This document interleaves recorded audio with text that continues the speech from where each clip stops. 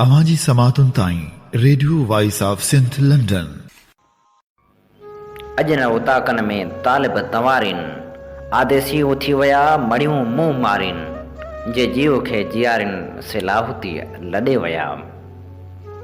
भलारे भिट धणी जे भलारे बैत सां मुंहिंजी आवाज़ मुसाफ़िर radio voice of Sindh London वसीले दुनिया जे कुंड कुड़िछ ताईं जंहिंजा माग ॿुधिजे पियो उन्हनि मिड़नी महिरबाननि खे सिक भरियो सलाम शाल क़बूल पवे।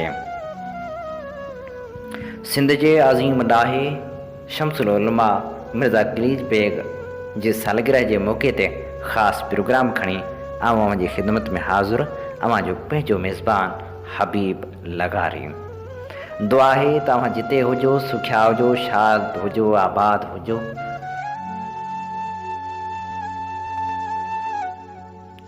तारीख़ गवाह आहे त सिंध जे अमल इंसाननि न सिर्फ़ु सिंध धरतीअ में पंहिंजो नालो रोशन कयो पर जदोजहद वसीले बरे सग़ीर में अहम मक़ाम माणियो। इल्म अदब जे मैदान में जेकॾहिं ॾिसूं त मिर्ज़ा क़लीज बेग असांखे ॼण त अदब जो सिज थो लॻे जे त सिंध में साञाह जी सूरत जिन माण्हुनि ॾिनी उन्हनि में मिर्ज़ा क़लीज बेग जो शुमार पिणु अहम शख़्सियतनि में थिए थो। सभ खां पहिरियां पाण नज़र विझंदासूं मिर्ज़ा क़लीज बेग जी ज़िंदगी ते। आम तरह मिर्ज़ा क़लीज बेग साहिब जे जनम जी तारीख़ 4 मुहर्रम 1271 हिजरी बराबरि 4 अक्टूबर 1853 चई वञे थी, पर मिर्ज़ा क़लीज बेग लिखे थो आऊं ठोड़े जे टंडे में पंहिंजे पीउ वारे झूने घर में ॼाओ हुअसि। उहा सन 1270 हिजरी 1853 ईस्वी जे मुहर्रम महीने जी 4 तारीख़ हुई। तक़वीम हिजरियो ईस्वी मूजिबि 4 मुहर्रम 1270 हिजरी ते ॼाओ हो। हीअ तारीख़ ख़ुदि मिर्ज़ा साहिब जी लिखत मूजिबि कढियल आहे ऐं ज़ाहिर आहे त हिन राय जी भेट में ॿिए कंहिं बि राय खे फ़ोक़ित नथी ॾेई सघिजे। उन सूरत में इहो साबित थिए थो त मिर्ज़ा क़लीज बेग 7 अक्टूबर ते ॼाओ हो। मिर्ज़ा क़लीज बेग बाबति मोहम्मद सलेमान वसाण लिखे थो मिर्ज़ा क़लीज बेग जा वरड़ा असल सिंध जा कोन हुआ पर उहे असल जारजा जा रहाकू हुआ। शमसुल उलमा मिर्ज़ा क़लीज बेग वल्द फरीदून बेग 7 अक्टूबर ज़िले हैदराबाद सिंध जे ॻोठ टंडे ठोड़े में ॼाओ। संसद इब्तिदाई तालीम ॻोठ जे मदरसे में आख़ुंद मोहम्मद शफ़ीअ वटां थी, जितां क़ुरान पाक नाज़रान पढ़ी पूरो कयाईं। मिर्ज़ा क़लीज बेग जो ॻोठ हैदराबाद खां अटकियल 2 किलोमीटरनि जे फ़ासिले ते हूंदो हो ऐं हू उतां खां रोज़ानो पंधु करे हैदराबाद तालीम हासिल करण लाइ ईंदो हो।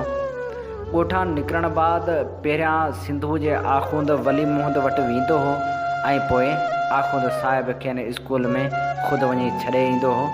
निहायत ज़हीन हुअण करे पहिरें खां अंग्रेज़ी ताईं पहिरियों नंबर ईंदो रहियो।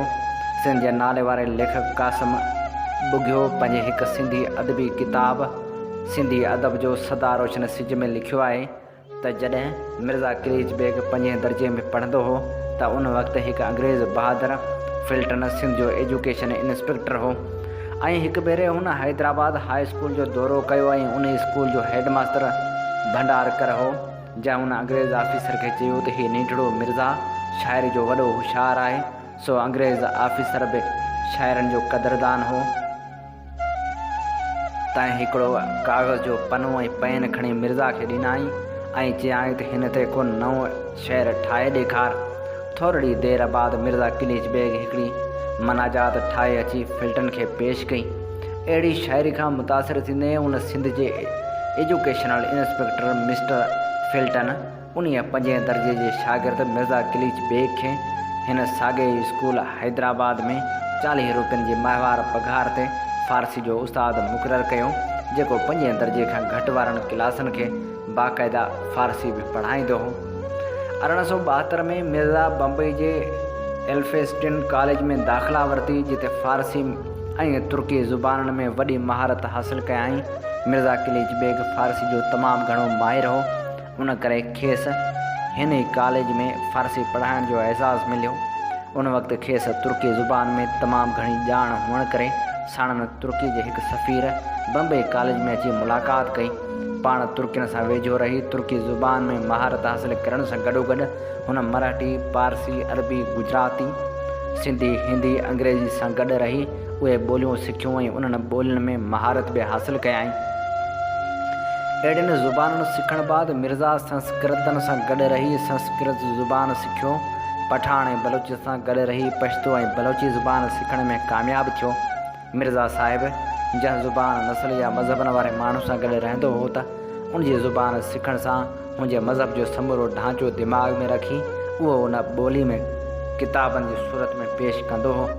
हुन पंहिंजी सरकारी नौकरी जी शुरूआति रेवेन्यू खाते में क्लार्की खां कई ऐं जल्द मजिस्ट्रेट जो इम्तिहान बि पास कयाई ऐं डिप्टी कलेक्टर जे उहिदे तां रिटायर थियो, पर पंहिंजे अदबी खेत्र में बि कमु कंदो रहियो।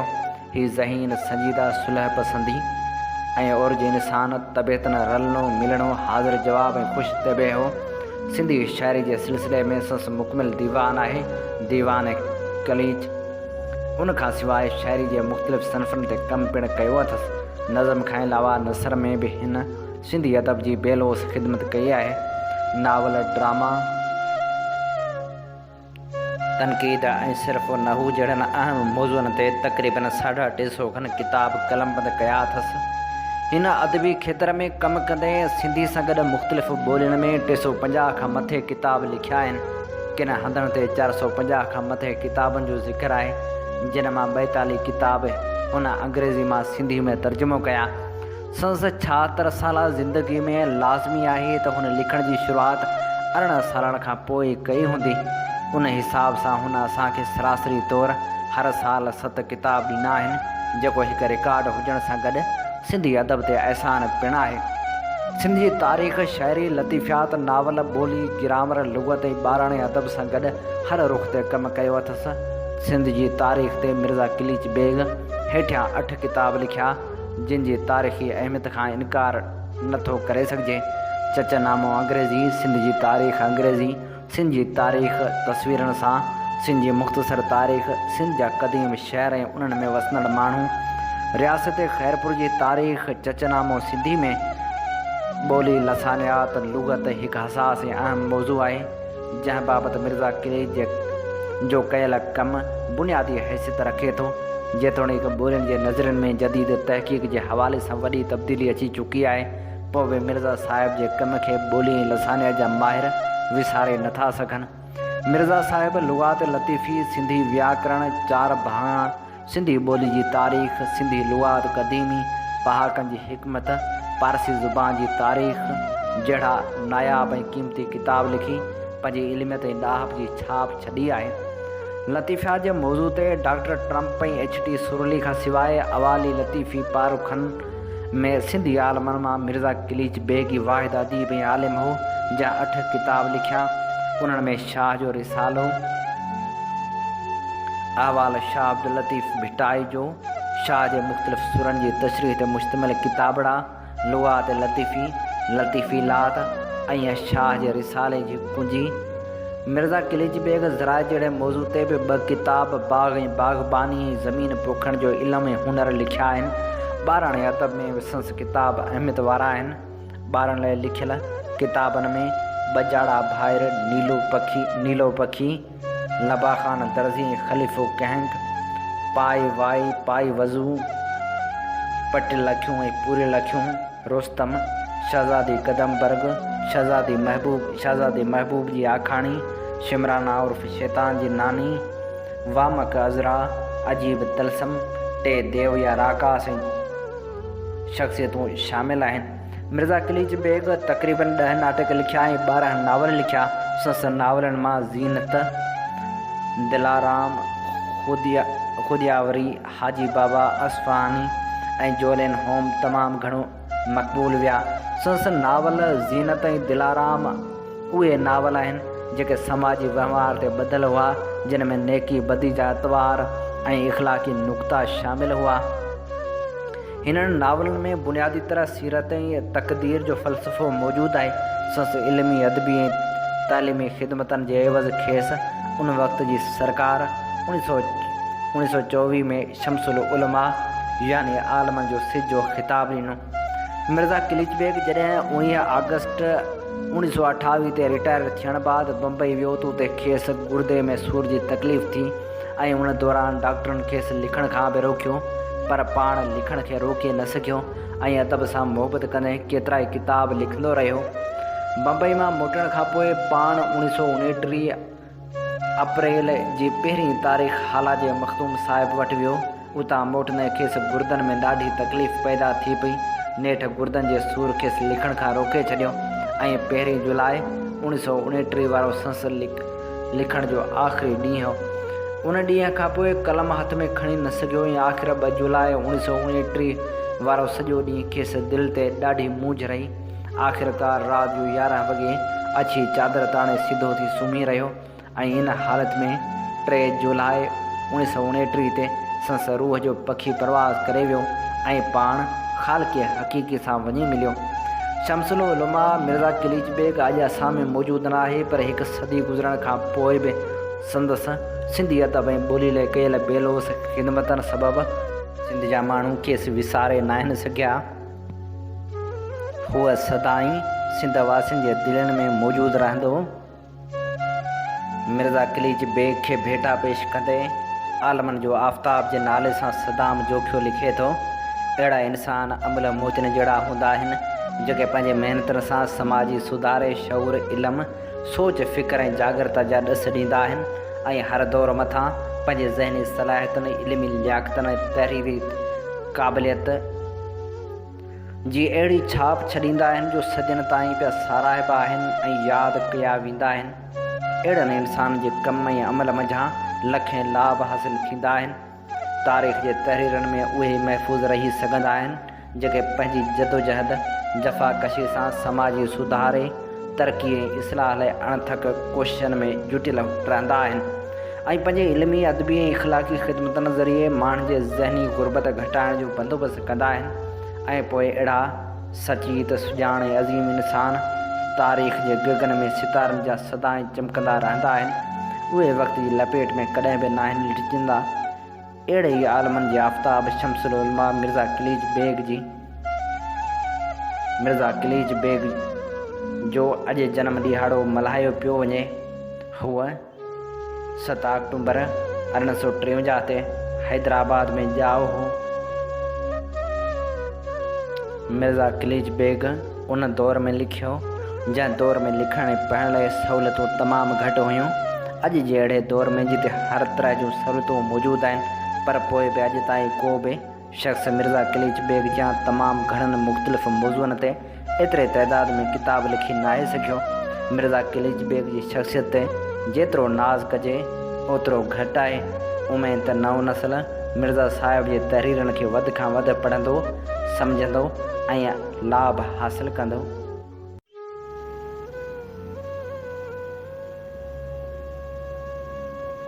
अज़ीम ॾाहे शमसुल उलमा मिर्ज़ा किलिच बेग खे भेटा पेश कंदे लफ़्ज़नि जा पोपट उॾारे थो बशीर कालाणी। नवाब फ़तह ख़ान जे फ़र्ज़ंद मीर मुराद अली ख़ान टालपुर जे ख़ासि अमीरनि मां हिकु नवाब टालपुर मोहम्मद ख़ान ठोड़ो जे नाले सां मनसूब हैदराबाद जे इलाइक़े फुलेली जे ओभर तरफ़ टंडो ठोड़ो में मिर्ज़ा फ़रीदुद्दीन बेग जे घर में जनम वठंदड़ शमसुल उलमा मिर्ज़ा किलिच बेग जो नालो ज़हन ते अचण सां ई हिकु क़दावर सिंधी अदीब, जदीद सिंधी अदब जो अहम महमार, शाइर, मोरख़, माहिर लसानियात, मुतरजम, ड्रामा नवीस, नावल निगार, तारीख़ जो मुकमिल नक्शो ऐं उन ज़माने जे अदबी माहौल जो मंज़र अखियुनि आॾो तरी अचे थो। शमसुल उलमा मिर्ज़ा किलिच बेग जो इल्मी ऐं अदबी मक़ाम ऐं रुतबो 19वीं ऐं 20वीं सदी जे तोड़े अॼु जे अदीबनि ऐं शाइरनि में अॼु बि मथां आहे।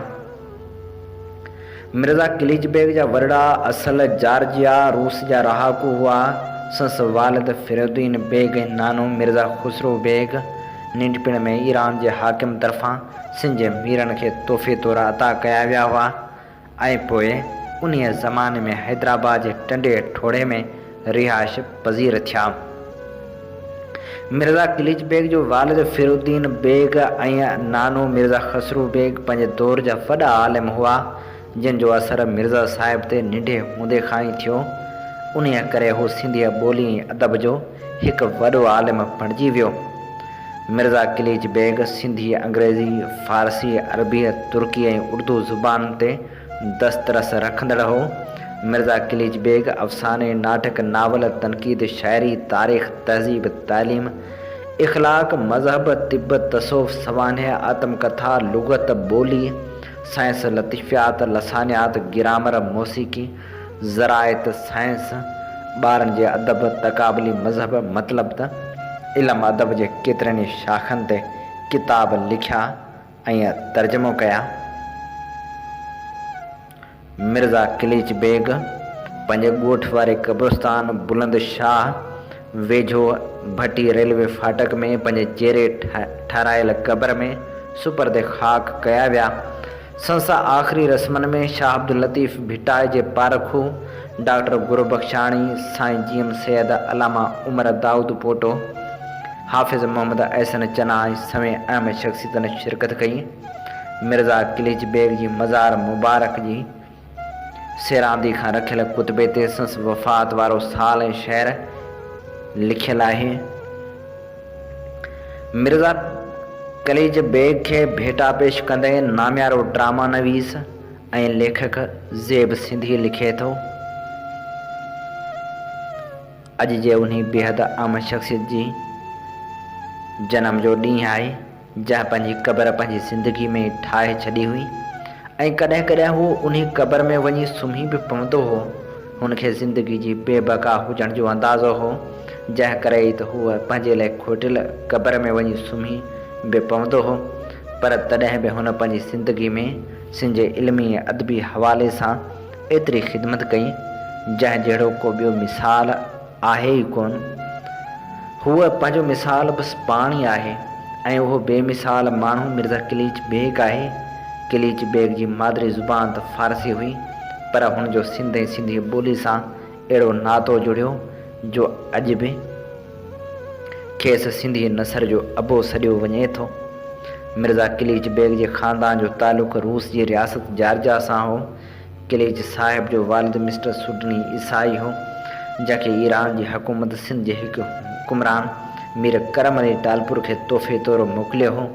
ग़ुलामी जो बि उहो छा त ज़मानो हो जो जहिड़ा जाॻंदा इंसान बि तोहफ़े तौरु ॾिना वेंदा हुआ। मिस्टर सडनी मीरनि जे दरबार में अची मुस्लमान थियो। सिंध में नए मुस्लमान मिर्ज़ा फ़रीदून बेग जे घर में किलिच बेग जो जनमु थियो त कंहिंखे बि इहो अंदाज़ो न हूंदो त अॻिते उहो निगर सिंध जी मिटी सां इश्क जो अहिड़ो तालुक़ु जोड़ींदो जो न फ़क़्ति खेसि सिंधी अदब ऐं ॿोली जो मोहसिन मञियो वेंदो, पर खेसि सिंधी नसर जो अबो बि तस्लीम कयो वेंदो। अजीब शख़्स हो मिर्ज़ा किलिच बेग साहिब बि, जंहिंजी मादरी ॿोली त बेशक फ़ारसी हुई, पर संस ख़मीर में सिंध ऐं सिंधी ॿोली समायल हुई, जंहिं करे हूअ पंहिंजी शऊर वारी उमिरि ते पहुचण सां ई सिंध लाइ सोचणु शुरू कयो हो। इल्मु अदब जी सुती त शायदि हुन पंहिंजी अमर जी थञ सां गॾु पीती हुई, जो जॾहिं हू फ़क़्ति 17 सालनि जो निढड़ो ॿार हो, तॾहिं हुन रांदीकनि सां खेॾण बजाए शाइर लिखणु शुरू कया हुआ। हूअ कता लिखी वञी पंहिंजे नाने मिर्ज़ा सरफराज़ बेग खे ॾेखारींदो हो। संस नानो निढड़े ॿार खे शाइरी कंदे ॾिसी खिलंदो बि हो त ख़ुशि बि थींदो हो, ऐं 17 सालनि जे निढड़े किलिच खे शाइर लिखण ते शयूं बि खाराईंदो हो। अदब जे निढड़े ॿूटे खे नाने वटां मञता ऐं प्यार जो पाणी मिलियो त हुन उसरण में देरी न कई।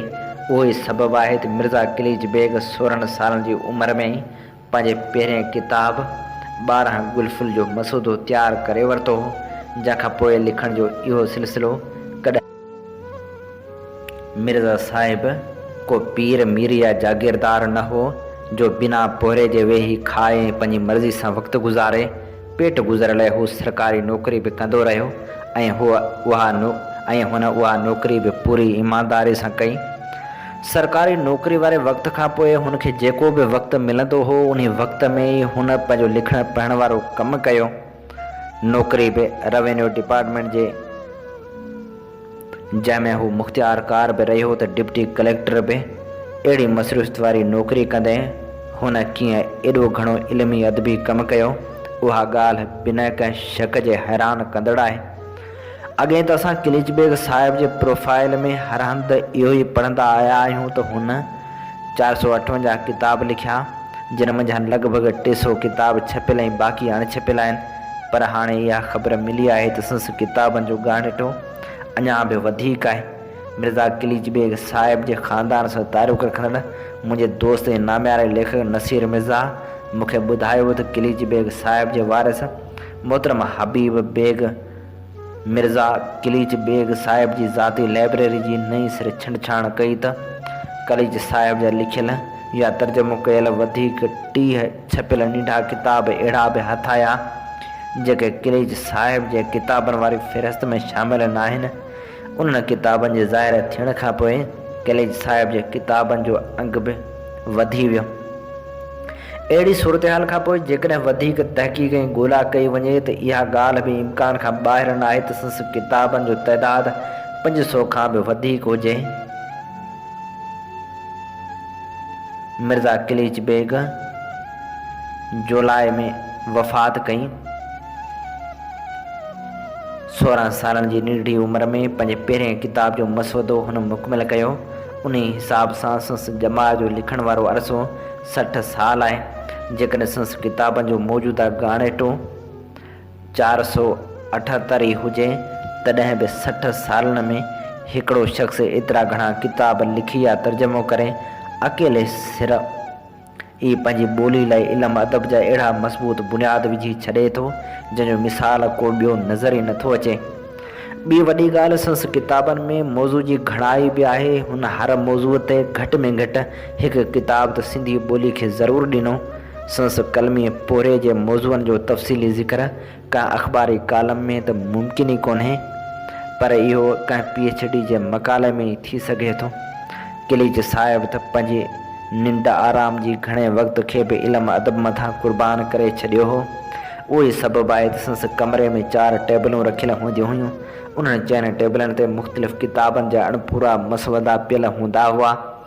जेकॾहिं हूअ कंहिं हिकु मौज़ू जे किताब ते लॻातार कमु करे थकिजी पवंदो हो त आराम करण बजाए उन टेबल तां उथी वञी ॿिए टेबल ते वेंदो हो ऐं पोइ 3 ऐं 4 टेबल ॾांहुं हलियो वेंदो हो ऐं लॻातार लिखंदो या तर्जुमा कंदो रहंदो हो। चयो वञे थो त हू ॻाल्हाईंदो घटि ऐं सोचींदो वधीक हो। सोचण ऐं गौर फ़िक्र करण लाइ त हुन हिकु वण में पंहिंजे लाइ आखेरो बि ठाहियो हो, जंहिंमें वेही हू मुतालो बि कंदो हो त गौर फ़िक्र बि कंदो हो।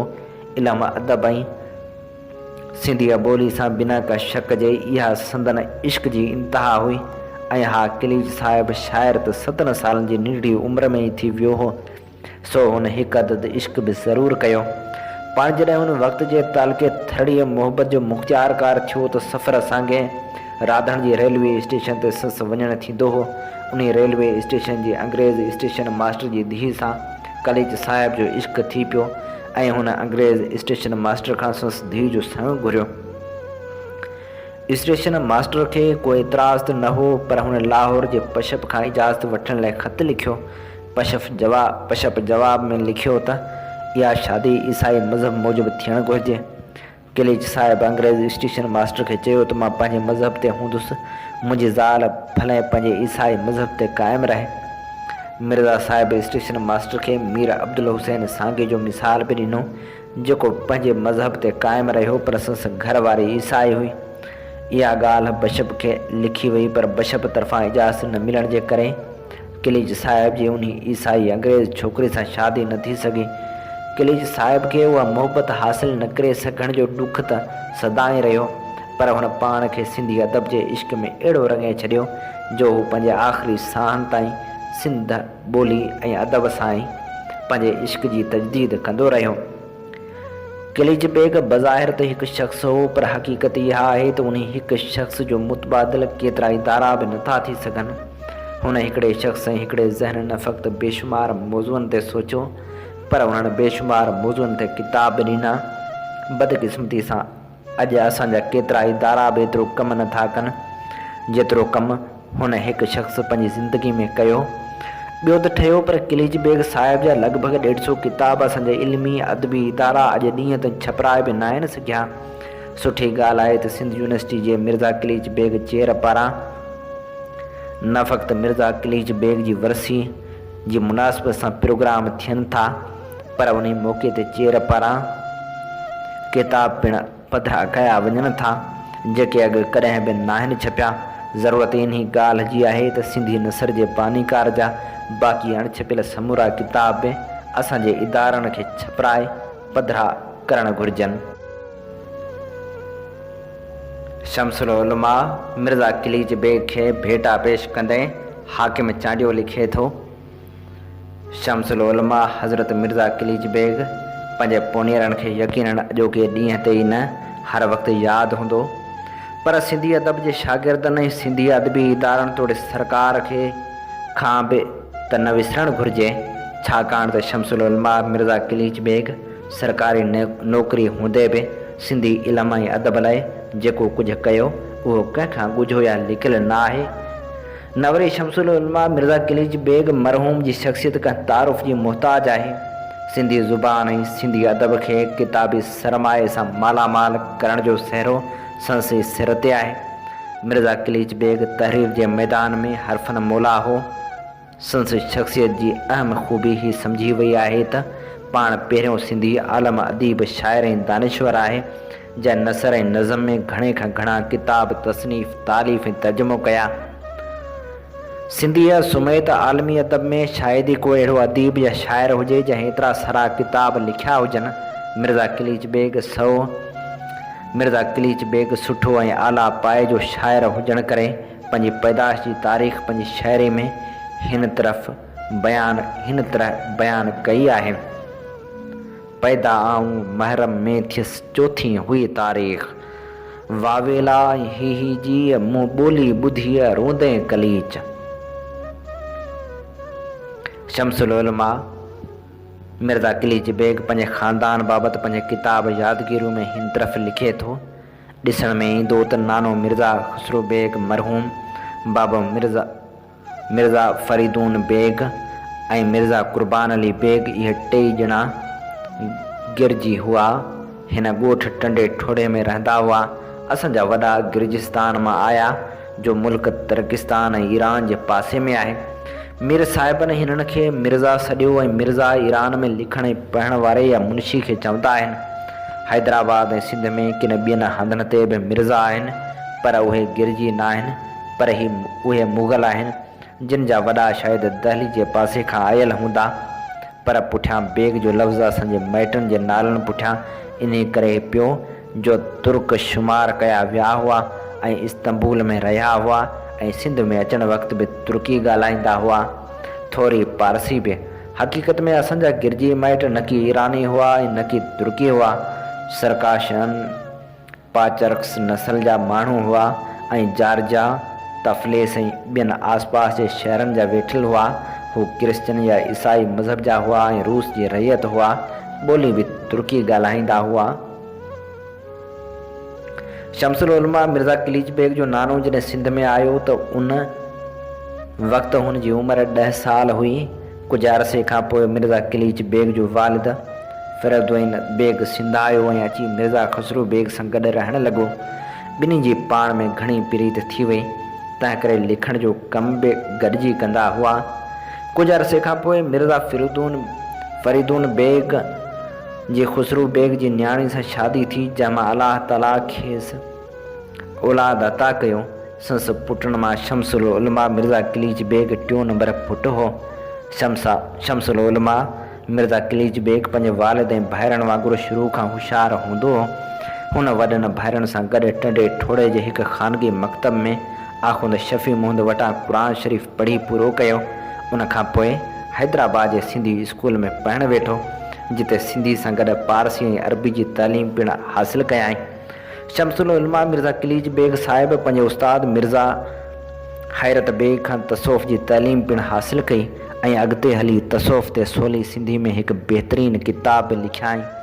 कॉलेज में पढ़ाई दौरान अंग्रेज़ी ज़ुबान जी एतिरी ॼाण हासिलु कयाई जो अंग्रेज़ी में शेर चवणु लॻो। फारसी में होशियार हुअण करे प्रोफेसर हैरत जी सिफारिश ते खेसि BA पास करण खां अॻु फेलो मुक़ररु कयो वियो, जिते हू हेठिएं मथे क्लास खे फारसी पढ़ाईंदो हो।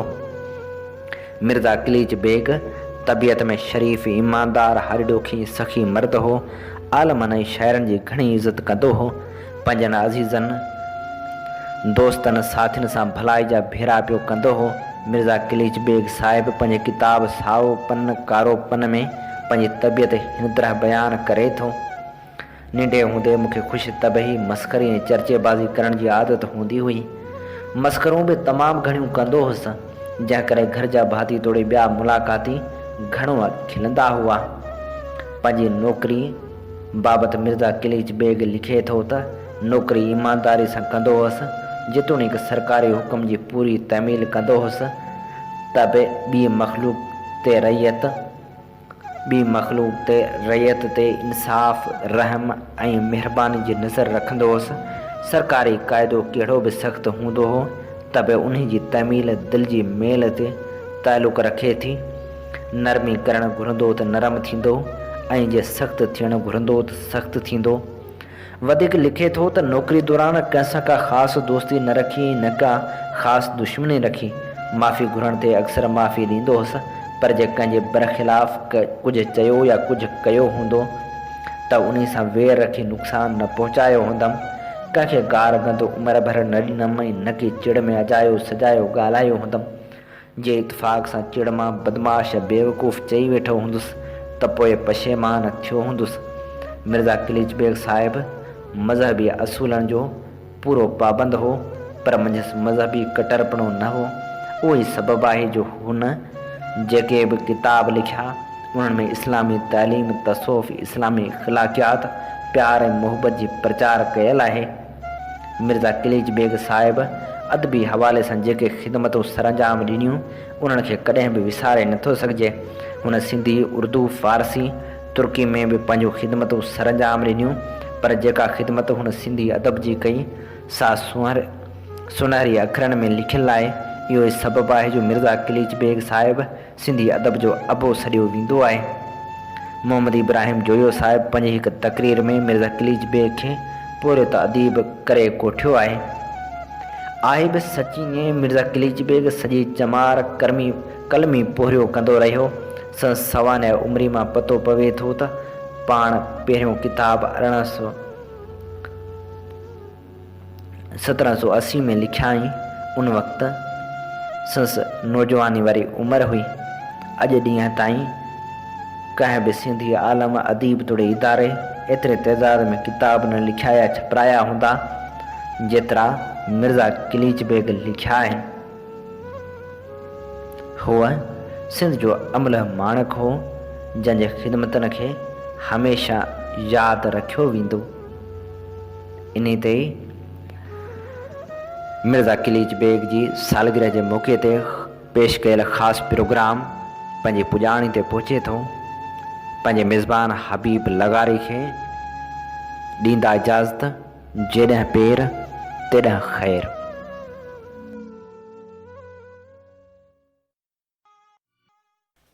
सिंध मुंहिंजी अमा सूंह तुंहिंजी मथां छा लिखी, छा लिखां छा लिखी, छा लिखां। सिंध मुंहिंजी अमा, दुनिया जा सिंधियो हिक मुठ थी सिंध बचायो। सिंध मुंहिंजी अमा सूंह तुंहिंजी मथां छा लिखी, छा लिखां। सिंध जो क़ौमी आवाज़ radio voice of Sindh London.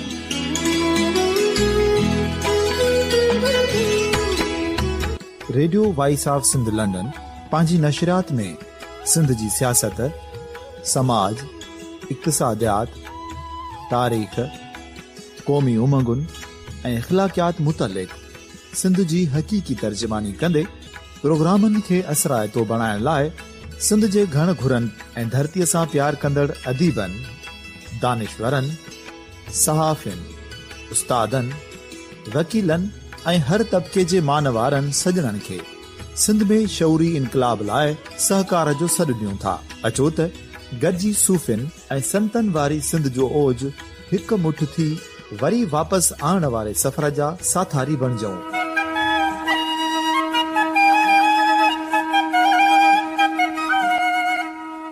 हिक नए सुबुह जी शुरूआत जो पड़ाॾो घर घर ॻोठ ॻोठ ऐं शहर शहर ताईं पहुचायो। शाल सिंध आबाद ऐं ख़ुशहाल थिए। सिंधी माण्हू सुखियो ऐं सताबो थिए।